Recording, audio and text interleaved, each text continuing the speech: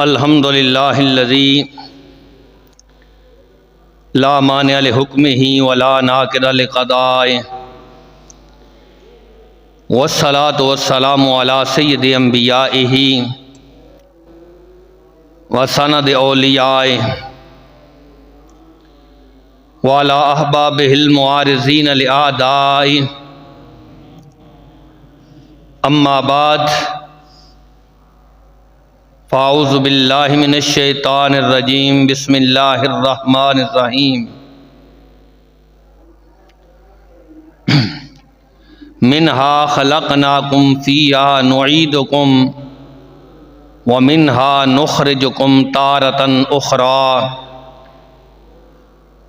صدق اللہ العظیم وبلغنا رسولہ النبی الکریم الامین ان اللہ وملائکتہ یصلون علی النبی یا ایہا الذین آمنوا صلوا علیہ وسلموا تسلیما الصلاۃ والسلام علیک یا سیدی یا رسول اللہ وعلی آلک وصحابک یا سیدی یا حبیب اللہ الصلاۃ والسلام علیک یا سیدی یا نبی اللہ وعلی آلک وصحابک یا سیدی یا نور من نور اللہ یا صاحب الجمال و یا سید البشر من وجہک المنیر لقد نور القمر لا يمکن الثناء کما کان حقہ بعد از خدا بزرگ توئی قصہ مختصر بندہ پروردگارم امت احمد نبی دوست دار چار یارم تابع اولاد علی مذہب حنفیہ دارم ملت حضرت خلیل حاق پائے غوث اعظم زیر سایہ ہر ولی ربنا تقبل منا انک انت السمیع العلیم وتب علینا انک انت التواب الرحیم۔ اللہ جل شانہ کی حمد و ثنا اور اس کے پیارے محبوب دانائے غیوب جناب حضرت محمد مصطفیٰ علیہ تحیت و ثنا کی بارگاہ اقدس میں ہدیہ صلاۃ و سلام عرض کرنے کے بعد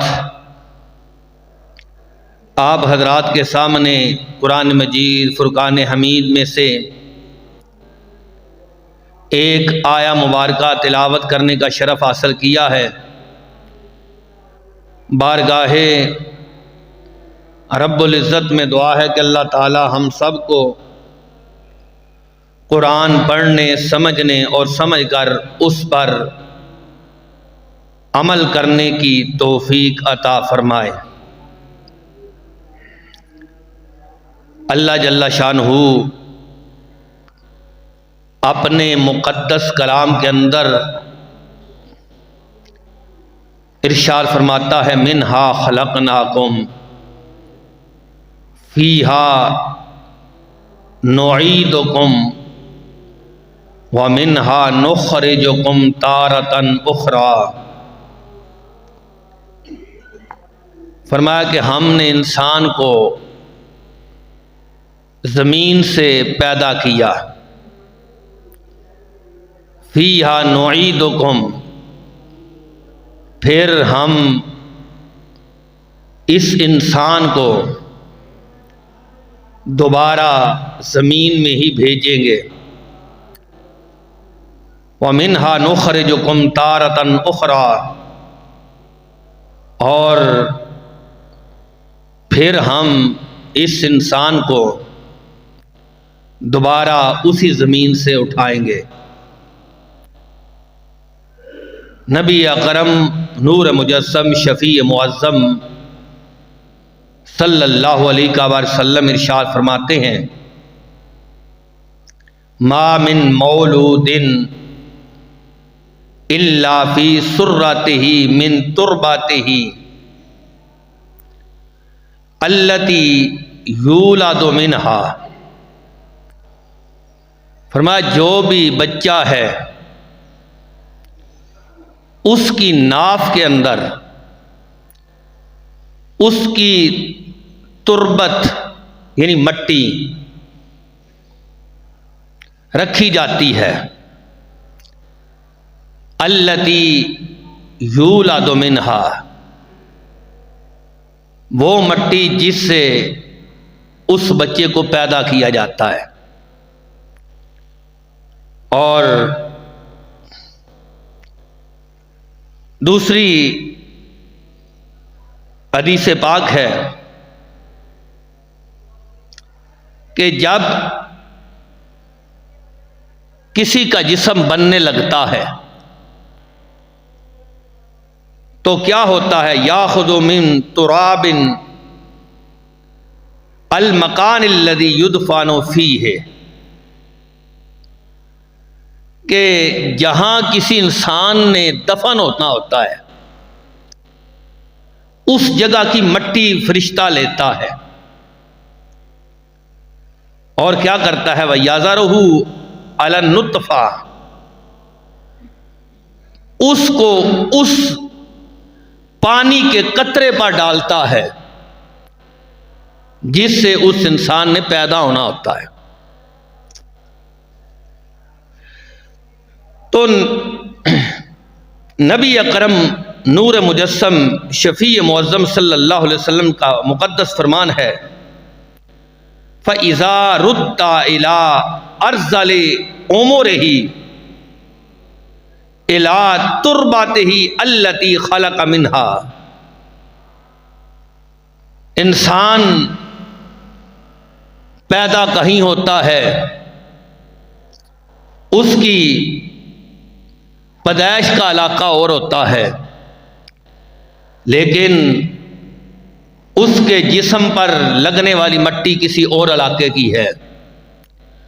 تو نبی اکرم نور مجسم شفیع معظم صلی اللہ علیہ وسلم فرماتے ہیں جب اس کی عمر آخر پہ پہنچتی ہے تو کیا ہوتا ہے، اس کو اس مٹی کی طرف لٹا دیا جاتا ہے، کس پر، التی خلق منہا، جس سے اسے پیدا کیا گیا ہے۔ اب وہاں جا کر اس کی موت آتی ہے، یدفن فیہا، پھر اس بندے کو اس میں داخل کر دیا جاتا ہے۔ تو نبی اکرم نور مجسم شفیع معظم صلی اللہ علیہ وسلم فرمانے لگے، وَإِنِّي وَأَبَا بَكْرٍ وَعُمَرٍ خَلَقْنَا مِن تُرَابٍ وَاحِدٍ، فرمایا میں، ابو بکر، عمر، سرکار نے فرمایا یہ تینوں ایک مٹی سے پیدا ہوئے، فرمایا فیہا ندفن، فرمایا پھر ہمیں اسی میں رکھا جائے گا، دفن کیا جائے گا۔ نبی اکرم نور مجسم شفیع معظم صلی اللہ علیہ وسلم کا مقدس فرمان، یہ فضائل صحابہ ہے، اس میں مصطفیٰ کریم صلی اللہ علیہ وسلم آپ نے ارشاد فرمایا، جب سرکار صلی اللہ علیہ وسلم مسجد نبوی شریف میں تشریف لائے تو مصطفیٰ کریم صلی اللہ علیہ وسلم کے ایک طرف حضرت سیدنا ابو بکر صدیق رضی اللہ تعالیٰ عنہ ہیں، ایک طرف حضرت سیدنا فاروق اعظم رضی اللہ تعالیٰ عنہ ہیں۔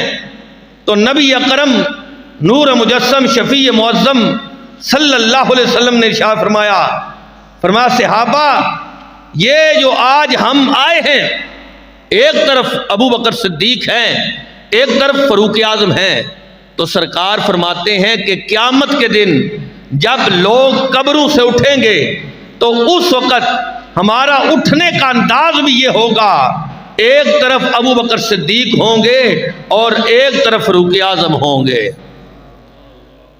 تو علماء نے کہا کہ یہ ان کی فضیلت کے لیے کافی ہے، کیونکہ جس مٹی سے سرکار کا جسم اقدس بنا ہے وہ کوئی عام مٹی نہیں، بلکہ وہ مٹی خانہ کعبہ کی مٹی ہے، اور پھر اس مٹی کو وہاں سے لیا گیا اور جنت میں اللہ کی تجلیات کے سامنے رکھا گیا۔ امام ابن جوزی کہنے لگے کئی سو سال تک وہ مٹی اللہ کی تجلیات میں رہی، حتیٰ کہ وہ نور بن گئی۔ یعنی روح تو ہر بندے کی نور ہے نا، لیکن وہ مٹی جو سرکار کے مقدس جسم میں لگی ہے وہ نور بن گئی۔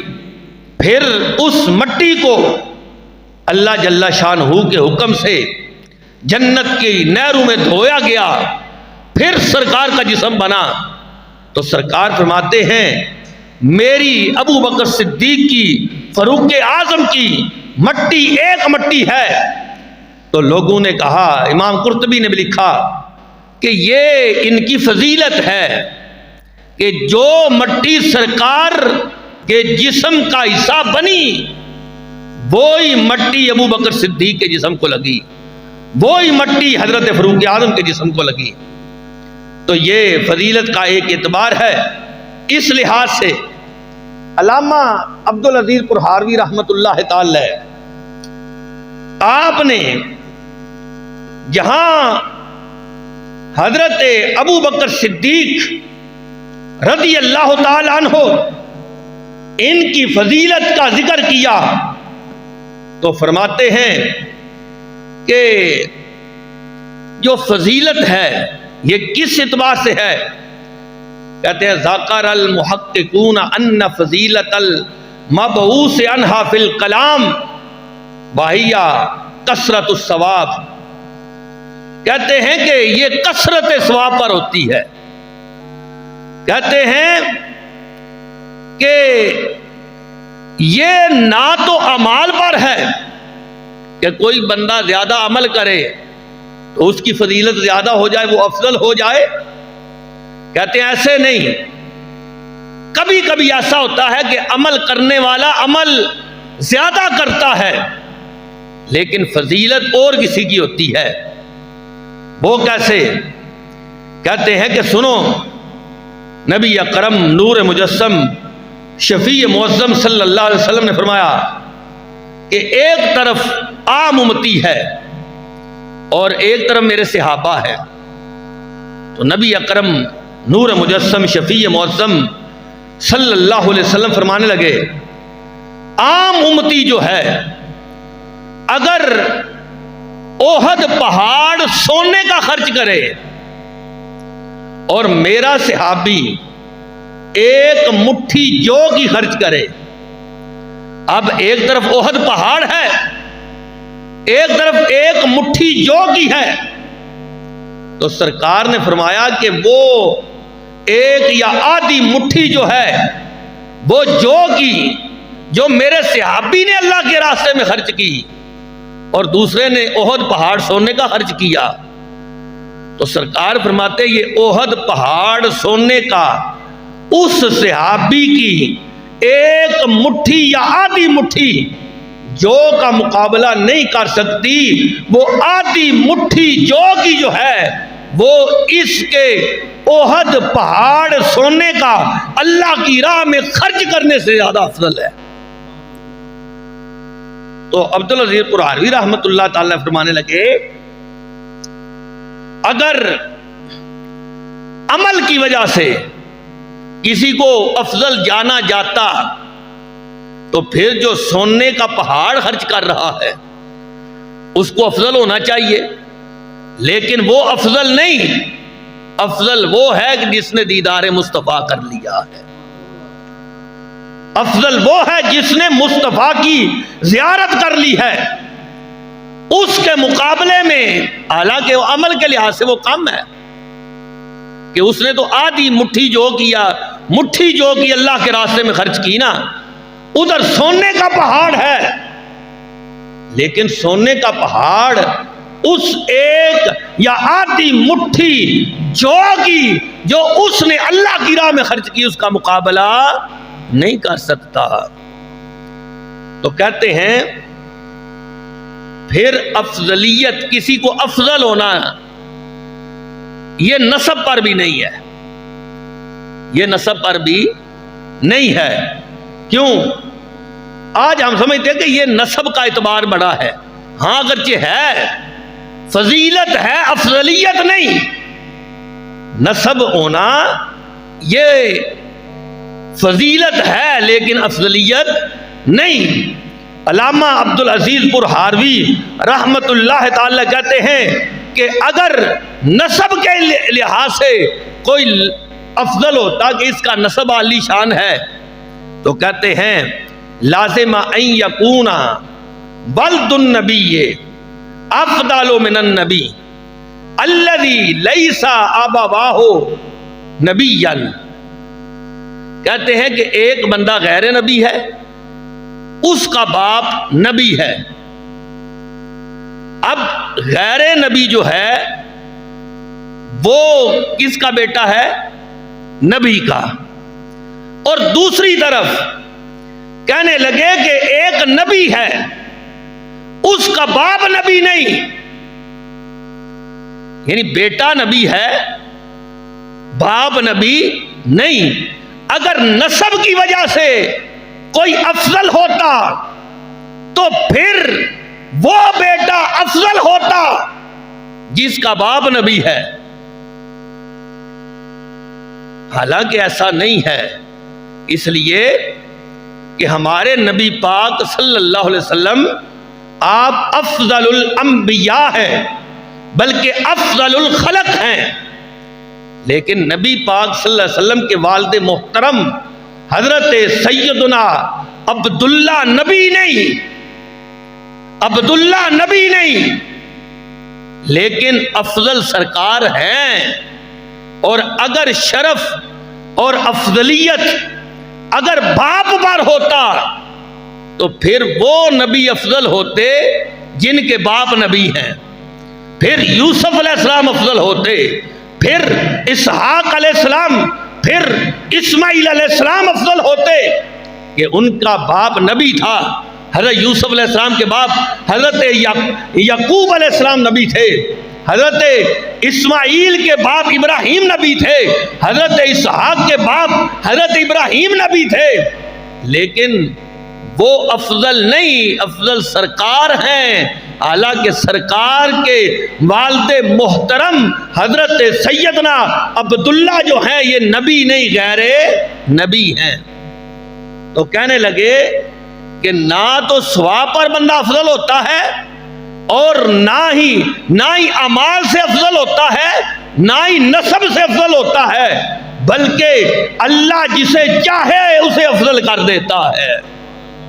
میرے مصطفیٰ کریم صلی اللہ علیہ وسلم آپ کے پیارے یار غار ان کی افضلیت پر حضرت عبدالعزیز پرہاروی میں کہتے ہیں کہ قال حضرت عبداللہ بن عمر کہنے لگے اجمع المہاجرون والانصار علی ان خیر هذه الامہ ابو بکر و عمر و عثمان۔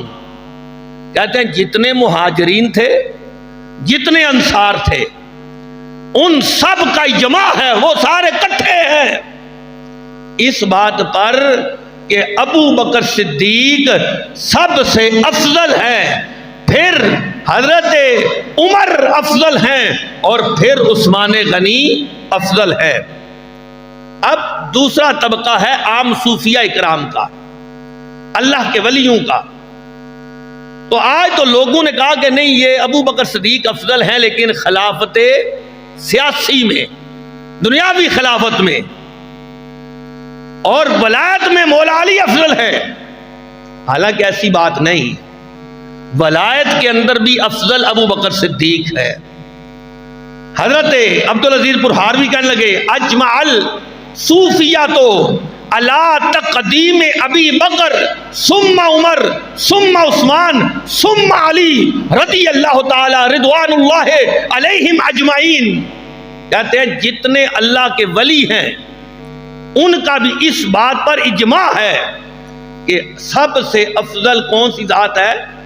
ابو بکر صدیق کی، پھر حضرت عمر، پھر عثمان، پھر مولا علی رضی اللہ تعالی عنہم، یہ سب کے سب افضل ہیں صحابہ میں سے۔ اور مصطفیٰ کریم صلی اللہ علیہ وسلم کے صحابہ کی عظمت اور شان بڑی ہے، لیکن یہ اس امت کے اندر جو فرقہ واریت پیدا ہوئی، انہوں نے یہ صحابہ کو بدنام کیا۔ یہ میرے پاس علامہ ابو جعفر تو حضرت علامہ ابن ابی العز حنفی جو ہیں ان کی یہ کتاب ہے شرح عقیدہ طحاویہ۔ کہتے ہیں کہ سب سے گمراہ بندہ وہ ہے، کون سا؟ کہتے ہیں ممن یکون فی قلب غل علی خیار المومنین۔ کہتے ہیں مومنوں کے اندر سب سے بہترین جماعت صحابہ کی جماعت ہے۔ کون سی جماعت ہے؟ صحابہ کی جماعت ہے۔ وَسَادَةَ أَوْلِيَاءِ اللَّهِ، سب سے بڑے سردار جو ولیوں کے ہیں وہ مصطفیٰ کے صحابہ ہیں۔ تو کہتے ہیں کہ جو سب سے بہترین لوگ ہیں اس امت کے اور جو اولیاء کے سردار ہیں صحابہ کرام علیہم رضوان، جس کے دل میں اس کے بارے میں کھوٹ آ گیا، یعنی صحابہ کے بارے میں کھوٹ آ گیا، تو کہنے لگے سب سے بڑا گمراہ وہ ہے۔ کہتے ہیں بلکہ ان سے افضل یہودی اور عیسائی ہیں، ان سے افضل، جو صحابہ کو گمراہ کہتے ہیں نا، ان سے افضل یہودی اور عیسائی ہیں۔ کیوں؟ کہنے لگے اس لیے قیل علی یہود، کہ یہودیوں سے یہ کہا گیا کہ من خیر ملتکم، کہ تمہاری قوم کے بہترین لوگ کون سے ہیں۔ یہودیوں سے جب یہ پوچھا گیا کہ تمہارا جو یہودی مذہب ہے اس کے اندر سب سے بہترین لوگ کون سے ہیں، تو یہودیوں نے کہا اصحاب موسیٰ۔ انہوں نے کہا یہودیوں کے اندر سب سے فضیلت والے، سب سے اچھے جو لوگ ہیں وہ لوگ ہیں جو موسیٰ علیہ السلام کے اصحاب ہیں۔ پھر کہنے لگے یہودیوں سے بعد عیسائیوں سے پوچھا گیا، قیل للنصارى، نصارہ سے پوچھا گیا من خیر ملتکم، تمہارے مذہب میں سب سے بہترین لوگ کون ہیں؟ انہوں نے کہا کہ اصحاب عیسیٰ، عیسیٰ علیہ السلام کے جو اصحاب ہیں وہ سب سے افضل ہیں۔ اور جب اس امت کی باری آئی تو کہا گیا رافضہ، رافضیوں سے یہ کہا گیا، شیعہ سے، کہ بتاؤ من شر اہل ملتکم، کہ تمہاری ملت کا، تمہارے مذہب کا، دین اسلام کا سب سے برا بندہ کون سا ہے۔ یعنی ان سے خیر کے بارے میں پوچھا گیا، ان سے پوچھا گیا کہ تمہارے دین اسلام کے اندر سب سے برا بندہ کون سا ہے۔ انہوں نے کہا اصحاب محمد، کہ ہمارے دین اسلام کے اندر سب سے برا بندہ وہ مصطفیٰ کے صحابہ ہے۔ تو اس بنا پر انہوں نے کہا یہ جو رافضی ہیں یہ یہودیوں سے بھی بدتر ہیں، کیونکہ ان سے جب پوچھا گیا کہ سب سے اچھا بندہ تمہاری ملت، تمہارے مذہب کے اندر کون ہے، انہوں نے کہا صحابہ موسیٰ۔ عیسائیوں سے پوچھا گیا بتاؤ تمہارے مذہب کے اندر سب سے اچھا بندہ کون ہے، انہوں نے کہا ہمارے مذہب کے اندر سب سے اچھے بندے وہ ہیں جو اصحاب عیسیٰ ہیں۔ اور جب اس قوم سے یہ پوچھا گیا بتاؤ سب سے برا بندہ کون سا ہے، انہوں نے کہا نبی پاک کے صحاب ہیں۔ تو انہوں نے کہا پھر بتاؤ یہ یہودیوں سے بھی برے ہوئے کہ نہ ہوئے؟ انہوں نے تو موسیٰ علیہ السلام کے ماننے والے کو فضیلت دی، انہوں نے عیسیٰ علیہ السلام کے صحاب کو فضیلت دی، لیکن رافضی ایسا ٹولہ ہے کہ جس نے مصطفیٰ کے ماننے والوں کو اور مصطفیٰ کے اصحاب کو کیا یہ کہا کہ یہ سب سے شریر ہے، بلکہ میرے مصطفیٰ کریم صلی اللہ علیہ وسلم کا مقدس فرمان جو ہے یہ میرے پاس الریاض الندرہ ہے فی مناقب عشرہ مبشرہ۔ سرکار صلی اللہ علیہ وسلم فرمانے لگے، فرمایا ان اللہ اختار اصحابی علی العالمین، فرمایا کہ جہان والوں میں سے اللہ نے میرے اصحاب کو پسند کیا، سوال نبیین والمرسلین، سوائے نبیوں کو کے اور مرسلین کے، فرمایا واختار علی من اصحابی اربع، پھر سرکار نے فرمایا کہ ان جو اللہ نے میرے لیے میرے صحاب کو پسند کیا ان میں سے پھر 4 کو مزید فضیلت دی، واختار علی من اصحابی اربع، فرمایا ان میں سے 4 پھر اللہ نے میرے لیے پسند کر دیے۔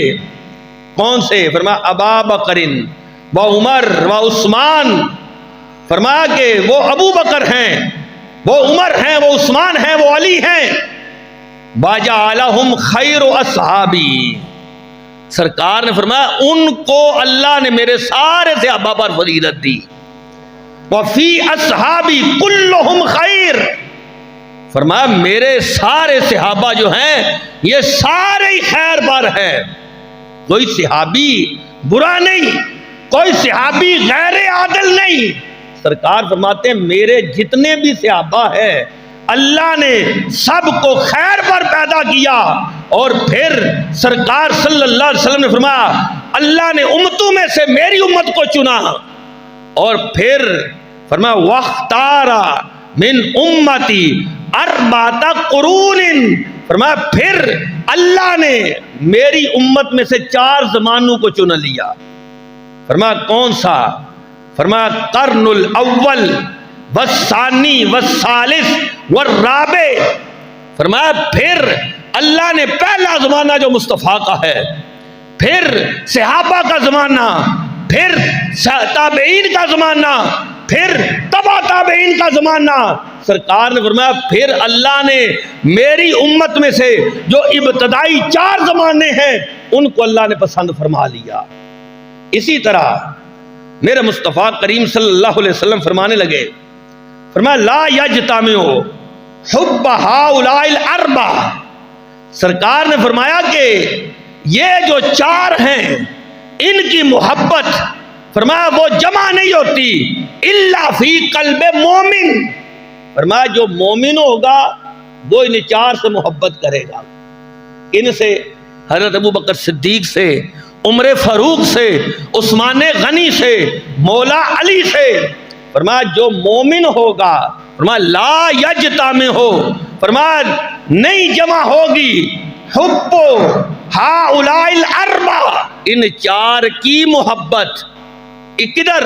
الا فی قلب مومن، فرمایا ان کی محبت مومن کے دل میں ہی جمع ہو سکتی ہے، فرمایا کون سے؟ ابو بکر و عمر و عثمان، اور فرمایا یہ جو 4 ہیں یہ جو ان سے محبت کرے گا یحبہم یعنی الاربع، فرمایا جو ان سے محبت کرے گا ان کی شان کیا ہوگی؟ سرکار فرماتے ہیں اولیاء اللہ، وہ اللہ کے ولی ہوں گے، کیونکہ ان کو اللہ کے ولیوں سے محبت ہے، اور جو اللہ کے ولیوں سے محبت کرتا ہے اس کا سبب کیا ہے؟ سبب یہ ہے کہ وہ اللہ کے پیارے ہیں۔ سرکار نے فرمایا نا عادن فی اللہ و والن فی اللہ، فرمایا کسی سے محبت کرو تو اس لیے کرو کہ وہ اللہ کا نیک بندہ ہے، وہ اللہ کا ولی ہے، اور کسی سے ناراض ہو تو اس لیے کہ وہ اللہ کا دشمن ہے، تو سرکار صلی اللہ علیہ وسلم نے فرمایا یحبہم یعنی اربع، فرمایا جو ان چار سے محبت کرے گا، فرمایا اولیاء اللہ، وہ اللہ کا ولی ہوگا، فرمایا یبغضہم، فرمایا جو ان سے بغض رکھے گا وہ کیا ہوگا، فرمایا اعداء اللہ، وہ اللہ کا دشمن ہوگا۔ تو پتہ یہ چلا کہ ان چار کی محبت، جہاں دوسرے صحابہ کی محبت ضروری ہے، بلکہ حضرت مجدد الف ثانی رحمت اللہ تعالی لکھا، کہا کہ ایک صحابی سے بھی اگر کسی کو بغض ہوا تو وہ ایک سے بغض نہیں ہوگا، بلکہ وہ بغض سارے صحابہ سے ہوگا، کیونکہ اس سے بغض کس لیے ہے کہ وہ نبی پاک کا صحابی ہے۔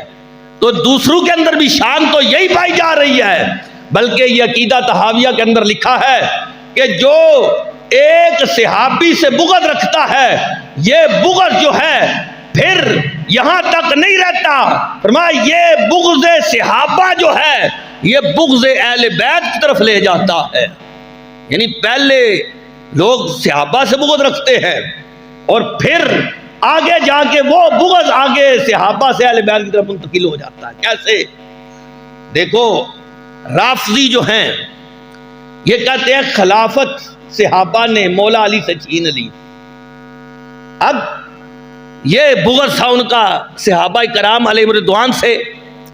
آگے انہوں نے یہ کیا کہا، احتجاج طبرسی سے پڑھ رہا ہوں، انہوں نے کہا کہ خلافت کے لیے مولا علی سیدہ فاطمہ الزہرا کو ایک گدھے پر سوار کرتے ہیں، اپنے بیٹے امام حسن حسین کو وہ ایک طرف ان کو پکڑ لیتے ہیں، ایک طرف امام حسین کو پکڑ لیتے ہیں۔ کہنے لگے پھر مولا علی انصار کے ہر گھر میں گئے، مہاجرین کے ہر گھر میں گئے اور کہا کہ میری بیعت کرو خلافت پر۔ تو اب بتاؤ یہ حضرت سیدہ کائنات حضرت فاطمہ الزہرا رضی اللہ تعالی عنہا کے بارے میں، مولا علی کے بارے میں یہ قول کرنا کہ وہ خلافت کے لیے فاطمہ الزہرا کو مہاجرین اور انصار کے ہر دروازے پر لے کے گئے، یہ مولا علی کی توہین نہیں کہ اپنی بیوی کو، وہ بیوی جن کا پردہ میدان معاشر میں بھی قائم ہوگا، مستدرک امام حاکم میں حدیث ہے، قیامت کا دن ہوگا، اعلان ہوگا یا اہل الجمع غضوا ابصارکم عن فاطمہ بنت محمد بنت محمد صلی اللہ علیہ وسلم حتی تمر، کہ اہل معاشر اپنی نگاہیں نیچی کر لو، رسول اللہ کی بیٹی گزرنے لگی ہے، جب تک سیدہ فاطمہ الزہرا گزر نہ جائیں گی اس وقت تک کسی کی نگاہ نہیں اٹھے گی۔ تو دیکھو کتنا بڑا جرم انہوں نے کیا کہ وہ بیٹی نبی پاک کی صاحبزادی جن کا پردہ میدان معاشر میں بھی قائم رہے، ان کے بارے میں یہ کہا کہ مولا علی ان کو ہر گھر میں لے کے گئے۔ تو اس لیے ہمارے علماء نے لکھا، فرمایا کہ من سب الصحابۃ الی سب اہل البیت، کہنے لگے جو بندہ صحابہ کو گالی دے گا وہ گالی چلتی چلتی اہل بیت تک پہنچ جائے گی۔ اب یہ سبب بنا بغض صحابہ کا کہ انہوں نے سیدہ فاطمہ الزہرا کی بھی توہین کی، حضرت مولا کائنات کی بھی توہین کی۔ تو اس لیے یہ ضروری ہے کہ ان چار سے محبت رکھی جائے، بلکہ صحابہ جو کل ہیں ان سے محبت رکھی جائے تاکہ پھر محبت اہل بیت بھی قائم رہے۔ اسی طرح ان چار کے بارے میں نبی اکرم نور مجسم شفیع معظم صلی اللہ علیہ وسلم نے فرمایا رحم اللہ ابا بکر، فرمایا رحم فرمائے اللہ ابو بکر صدیق پر۔ کیوں؟ فرمایا زواجانی ابنتہ، کہ انہوں نے اپنی بیٹی کا نکاح مجھ سے کیا۔ فرمایا وحملنی الی دار الحجرہ، کہا کہ ابو بکر صدیق وہ ہیں، میں نے آپ کو پہلے بتایا نا کہ ابو بکر صدیق وہ ہیں جن کے گھر کا بچہ بچہ سرکار کا جانسار ہے، جنہوں نے سرکار کو غار سور تک جہاں جانا ویسے مشکل ہے، اپنے کندھوں پر اٹھا کے لے کے گئے۔ تو سرکار نے فرمایا اللہ رحم کرے ابو بکر صدیق پر، حملانی الی دار الحجرہ، فرمایا انہوں نے مجھے ہجرت کے گھر تک لے گئے، یعنی مدینہ پاک تک، صحابانی فی الغار، اور غار میں میرے ساتھ رہے۔ آج کچھ لوگ ایسے ہیں کہ دن کو جو روشنی ہے، جو سورج نکلا ہے، دن کے 12 بجے کا سورج بھی ان کو نظر نہیں آتا۔ ایک ذاکر کہنے لگا کہ سرکار کے ساتھ ابو بکر صدیق گئے ہی نہیں، حالانکہ ان کی کتابیں، ہماری کتابیں، میں نے آپ کے سامنے حضرت امام حسن عسکری کی طرف جو منسوب تفسیر ہے اس سے باقاعدہ حوالہ دیا کہ ابو بکر صدیق کو اللہ کے حکم سے سرکار ساتھ لے گئے، اور ابو بکر صدیق نے بڑی جانساری کے ساتھ سرکار کا ساتھ دیا، لیکن وہ کہنے لگا نہیں وہ ساتھ تھے ہی نہیں۔ تو یہاں بھی یہ بات موجود ہے، وَصَحَبَنِي فِي الْغَارِ، فرمایا کہ ابو بکر صدیق وہ ہیں جو غار ثور میں بھی میرے ساتھ تھے۔ وَآتَقَ بِلَالًا مِن مَالِهِ، فرمایا حضرت بلال حبشی کو اپنے مال سے آزاد کیا۔ حضرت عمر کہا کرتے تھے بلال ہمارے سردار ہیں، سید ہیں، یہ ہمارے سردار ہیں، ابو بکر بھی سردار ہیں۔ کیوں؟ اس لیے کہنے لگے ہمارے سردار کو انہوں نے آزاد کیا ہے۔ تو سرکار صلی اللہ علیہ وسلم فرمایا آتاقا بلالا من مالہ، فرمایا کہ ابو بکر صدیق نے اپنے مال کے ساتھ بلال کو آزاد کیا۔ ورحم اللہ عمر یقول الحق وان کان مرا، فرمایا اللہ رحم کرے حضرت عمر پر، وہ ہمیشہ سچ ہی بولتے ہیں اگرچہ سچ کڑوا ہوتا ہے۔ سرکار نے فرمایا وما لہ، فرمایا رحم اللہ عثمان تستحجی منہ الملائکہ، فرمایا اللہ رحم کرے عثمان غنی پر کہ ان سے فرشتے بھی حیا کرتے ہیں۔ فرمایا رحم اللہ علی، اللہم ادر الحق ما ہو حیث دارا، فرمایا کہ اے اللہ علی کو ادھر پھیر دے جدھر حق ہو۔ تو میرے امام نے کہا کہ علی کے ساتھ حق ہے، تو کہنے لگے کہ جہاں بھی علی ہے وہاں حق ہے۔ تو کہنے لگے کہ حضرت ابو بکر صدیق کو حضرت سیدنا علی المرتضیٰ نے سب سے بہتر نبیوں کے بعد کہا۔ یہ میں نے آپ کے سامنے فضائل صحابہ سے بے شمار حدیثیں پڑھی، 80 سے زیادہ راوی ہیں مولا کائنات سے، کہ مولا کائنات کہنے لگے کہ نبیوں کے بعد سب سے افضل کون سی ذات ہے؟ ابو بکر صدیق کی۔ تو یہاں مولا علی حق نہیں، مولا علی ہر جگہ حق ہیں، اس مسئلہ پر بھی حق ہیں۔ تو جس نے مولا علی کو ماننا ہے وہ تو ابو بکر صدیق کو نبیوں کے بعد سب سے افضل مانے گا، اور جو یہ کہے کہ نہیں اس جگہ مولا علی حق پر نہیں، پھر وہ انکار کرے گا۔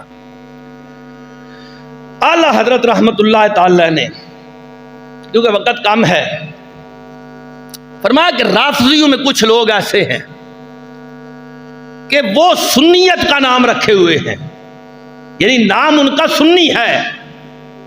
اب وہ جو سنی ہے وہ تعلق اپنا سنیت سے بھی رکھنا چاہتا ہے، اور رافضیوں سے بھی اس کا تعلق ہے۔ کہتے ہیں اعلیٰ رحمت اللہ تعالی نے فرمایا مطلع القمرین کے اندر کہا کہ اب وہ کیا کریں گے؟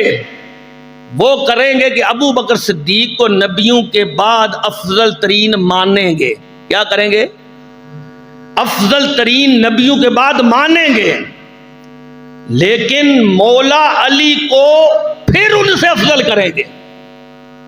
نبیوں کے بعد افضل ترین ابو بکر صدیق کو مانیں گے تاکہ ہمارا تعلق سنیوں سے بھی رہے، اور پھر کچھ ایسی باتیں کریں گے کہ حضرت علی کو ان سے افضل کریں گے۔ ایسے ہی ہمارے ایک سابقہ پیر جو میرے پیر و مرشد تھے کبھی، انہوں نے ایک ایسی بات کی، ایک جلسہ کے اندر انہوں نے کہا کہ تم اس بات پر خوش ہو کہ ابو بکر صدیق نبیوں کے بعد خیر البشر ہیں، نبیوں کے بعد خیر البشر ہیں۔ پھر آگے وہ کہنے لگے تمہیں مبارک ہو، یعنی جو سنی ہیں ان کی طرف یہ منسوب کر کے، حالانکہ ان کا ابھی بھی نام سنیت میں بولتا ہے۔ کہنے لگے کہ دیکھو بشریت شروع کہاں سے ہوئی؟ انہوں نے کہا بشریت شروع ہوئی آدم علیہ السلام سے۔ اب یہ ہے اعلیٰ حضرت نے جو بیان کیا کہ ایک تعلق سنیوں سے بھی رکھنا چاہتے ہیں اور ایک طرف رافضیوں کو بھی خوش کرنا چاہتے ہیں، تو سنیوں کو اس طرح خوش کیا کہ ابو بکر صدیق نبیوں کے بعد بشر میں سے، بشروں میں سے سب سے افضل ہے، لیکن کہا نہیں، مولا علی کی ان سے بھی افضل شان ہے۔ آگے یہ حدیث انہوں نے پڑھی، یہ میرے پاس فضائل صحابہ ہے، یہ حدیث اس میں ہے کہ نبی اکرم نور مجسم شفیع معظم صلی اللہ علیہ وسلم فرمانے لگے کنت انا والی نورا بین یدی اللہ، میں اور علی ہمارا نور اللہ کے سامنے تھا، کب؟ قبل ان یخلق آدم باربعۃ عشر الفا، 14,000 سال پہلے۔ تو کہتے ہیں فلما خلق اللہ آدم قسم ذلک النور جزئین، جب اللہ نے آدم علیہ السلام کو پیدا کیا تو اس نور کی 2 جزیں بنائی، وجزء انا وجزء علی، ایک حصے سے میں پیدا ہوا ایک سے علی۔ تو انہوں نے کہا دیکھو یہ تو مولا علی آدم سے بھی پہلے ہیں یہ، لیکن حدیث پڑھنے کے کچھ اصول ہے۔ محدث جو ہوتا ہے اس کا کام ہے کہ حدیث جو باب اس نے باندھا اس کے مطابق جو بھی ہو وہ لکھ دے، آگے پھر اس کا حکم بیان کیا جاتا ہے۔ تو انہوں نے کہا کہ دیکھو آدم علیہ السلام سے بھی پہلے جہاں نبی پاک کا نور تھا وہاں علی پاک کا نور تھا۔ تو وہ پیر صاحب کہنے لگے کہ بشریت تو شروع ہوئی آدم علیہ السلام سے، بشر آدم علیہ السلام سے شروع ہوئے، تو تم نے اہل سنت یہ کہا کہ خیر البشر یعنی بشروں میں سب سے افضل نبیوں کے بعد ابو بکر صدیق ہے۔ تو کہنے لگے مولا علی تو پہلے ہیں۔ اب عام بندہ یہ کہے گا کہ یہ تو فضیلت بیان کر رہے ہیں، حالانکہ یہ فضیلت نہیں، یہ انبیاء سے بھی اوپر کا درجہ بیان ہو رہا ہے۔ اب اس حدیث کو ہمارے بزرگوں نے پہلے بیان کیا تھا اور اس کی پوری تعویل ہمارے علماء نے بیان کی۔ یہ میرے پاس تحفہ اثنا عشری ہے، تحفہ اثنا عشریہ، شاہ عبد العزیز محدث دہلوی رحمت اللہ تعالی علیہ، ان کی کتاب۔ حدیث ایک ہوتی ہے صحیح، حسن، ضعیف۔ ضعیف کی پھر 26 قسمیں ہیں، کتنی؟ 26۔ سب سے گھٹیا جو قسم ہے اس کو کہتے ہیں موضوع، من گھڑت، یعنی نبی پاک کی حدیث نہیں ہوتی، کسی نے اپنے پاس سے گھڑی اس کو منسوب کر دیا نبی پاک کی طرف۔ سمجھ آئی ہے؟ یعنی نبی پاک کا فرمان نہیں، اب خود گھڑا گھاڑ کے اس کو منسوب کر دیا نبی پاک کی طرف۔ تو انہوں نے یہ لکھا، یہ حدیث لکھے کنتو آنا والی ابن ابی طالب نورم بین یدی اللہ قبل ان یخلق آدم باربعۃ عشر الف عام فلما خلق اللہ آدم قسم ذلك النور جزئین فجزء انا وجزء علی بن ابی طالب. یہ حدیث لکھی، کہتے ہیں حاضل حدیث موضوعا قطعا، کہتے ہیں یہ قطعی طور پر من گھڑت حدیث ہے. کیا ہے؟ من گھڑت حدیث ہے. کیوں؟ کہتے ہیں بے اجماع اہل سنت، اہل سنت کا اس پر اجماع ہے. سارے محدث جو ہیں اہل سنت کے، وہ کہتے ہیں کہ یہ گھڑی ہوئی حدیث ہے، نبی پاک کا فرمان ہے، نبی پاک کا فرمان نہیں. کیوں؟ کہتے ہیں کہ اس کی سند میں ایک بندہ ہے جس کا نام ہے محمد بن خلف. کیا نام ہے؟ محمد بن خلف. قال یحییٰ بن معین کذاب. یحییٰ بن معین بہت بڑے محدث ہیں، کہتے ہیں یہ بہت بڑا جھوٹا بندہ تھا. کیا تھا؟ بہت بڑا جھوٹا تھا. اور امام دارا قطنی نے کہا متروکن، اس بندے کو کوئی بندہ منہ نہیں لگاتا. یعنی اتنا یہ جھوٹا ہے کہ کوئی بندہ اس کو منہ نہیں لگاتا. اور دوسرا جو اس کا راوی ہے وہ ہے جعفر بن احمد. کہتے کانا رافدیا غالیا کذابا وداعا. کہتے ہیں یہ اس کا جو دوسرا راوی ہے وہ جعفر بن احمد ہے، وہ شیعہ بھی تھا، غالی بھی تھا. غالی ہوتا ہے جو حد سے بڑے ہوئے شیعہ صحابہ کو گالیاں بکنے والے ہیں. وہ غالی بھی تھا، جھوٹا بھی تھا، اور حدیثیں اپنے پاس سے گھڑتا تھا. اب یہ ہیں وہ لوگ جو سنیت کا لبادہ اوڑھ کر لوگوں کو رفض اور شیعت کی طرف لے کے جا رہے ہیں. سنیوں کا عقیدہ صحابہ سے لے کر آج تک یہ ہے کہ نبیوں کے بعد سب سے افضل ذات حضرت ابو بکر صدیق کی ہے، پھر فاروق اعظم کی ہے، پھر مولا علی کی ہے، پھر عثمان غنی کی ہے، پھر مولا علی کی ہے. تو یہ عقیدہ ہمیں پڑھایا گیا، یہی اہل سنت کا عقیدہ ہے، یہی مولا علی کا عقیدہ ہے. اللہ تعالی ہمیں اس عقیدے پر کاربان فرمائے. آمین. وآخر دعوایا ان الحمدللہ رب العالمین.